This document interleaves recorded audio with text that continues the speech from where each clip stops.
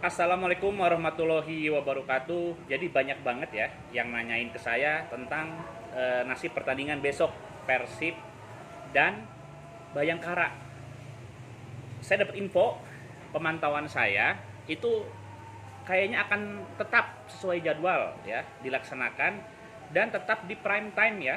Jadi saya perhatikan jadwal terakhir itu di jam 9 kurang tuh 24.05, dan stadionnya juga stadion yang paling bagus di Bali, yaitu Iwayan Dipta. Jadi memang ini akan dijadikan big match ya, mungkin big match yang pokoknya pertandingan yang paling ramai aja di pekan ini gitu ya, Persib dan Bayangkara. Dan itu wajar saja ya, cara berpikir stasiun TV atau broadcast sangat wajar, karena kalau misalkan kita melihat posisi kedua tim, kedua klub ya di klasemen ini sama-sama papan atas dan dua tim yang paling berpeluang untuk finish di posisi satu nanti gitu ya. Selain tentunya Arema. Nah ini menarik nih teman-teman. Jadi Persib ya, Persib lagi percaya diri banget. Terlepas dari kemarin pertandingan batal karena memang jumlah pemain yang kena COVID sangat tinggi jumlahnya, sehingga tidak memenuhi syarat bermain. Nah ini sekaligus sebetulnya menjawab kemarin Persikabo. Persikabo kan kemarin protes ya kan, seakan-akan mereka itu dipaksa main lawan Bali United. Jadi mereka mengatakan mereka itu nggak dalam kondisi ideal dan lain sebagainya, lawan Bali yang full tim ya, dan akhirnya memang Persikabo kalah 3-0 kan. Tapi ada regulasinya loh, ada regulasinya ya. Jadi ada jumlah pemain minimal dan juga jumlah pemain maksimal ya, yang misalkan dalam kondisi nggak bisa bermain, akhirnya pertandingan bisa ditunda gitu loh. Tapi ketika dilihat ya sesuai regulasi nih, jumlah pemain masih memenuhi syarat atau masih memadai untuk diselenggarakannya pertandingan, ya tetap lanjut pertandingan itu gitu. Dan kalau misalkan saya lihat Persib itu besok sampai hari ini ya, sampai detik ini, sampai siang ini nih, saya perhatikan dari sumber saya, ini jumlahnya memadai gitu. Kenapa? Karena nah ini nih, saya nggak tahu ini varian, saya bukan ahli pandemi ya, tapi ada yang namanya Omikron ya, Omikron. Jadi Omikron ini cepat menular.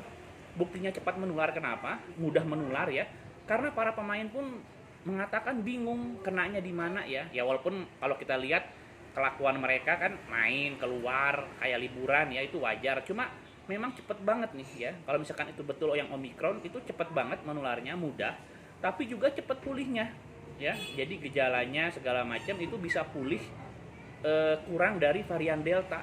Jadi kalau kita olahraga full, vitamin bagus, itu sekitar 3 hari sudah bisa negatif hasilnya ya, negatif hasilnya. Dan kalau kita lihat pemain Persib, kan kita tahu mereka orang-orang terlatih ya, fisiknya bagus, itu kemarin tuh udah mulai negatif tuh, yang sebelumnya positif udah mulai negatif. Dalam artian jumlah yang sembuh yang dinyatakan negatif COVID ini makin banyak gitu. Jadi Persib malah makin ideal ya.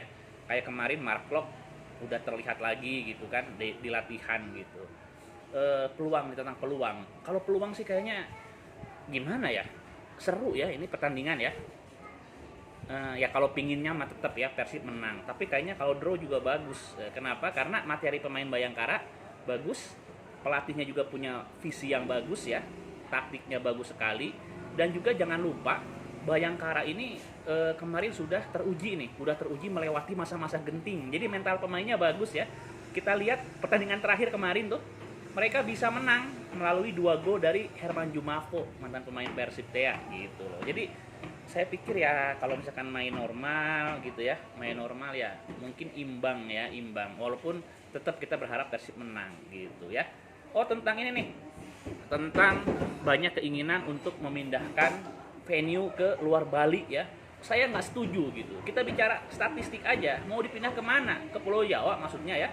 Statistik membuktikan bahwa jumlah infeksi positif COVID di Pulau Jawa jauh lebih banyak sebetulnya dibandingkan di Bali gitu ya.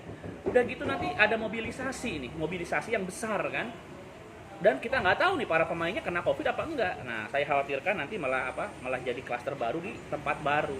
Dan juga terlalu banyak yang dipertaruhkan ya, terlalu besar pertaruhannya kalau kita mengatakan bahwa tempat harus pindah. Ini kita bicara masalah investasi, persiapan stadion, infrastruktur, Dan juga jangan lupakan ya, perekonomian Bali kemarin sangat terbantu ketika Liga 1 diselenggarakan di Bali ya. Okupansi hotel meningkat dan lain sebagainya. Jadi sebetulnya terlepas dari segala kekurangan dan terjadinya klaster di Liga 1, tetap pemilihan Bali sebagai tempat penyelenggaraan Liga 1 itu adalah langkah jenius menurut saya.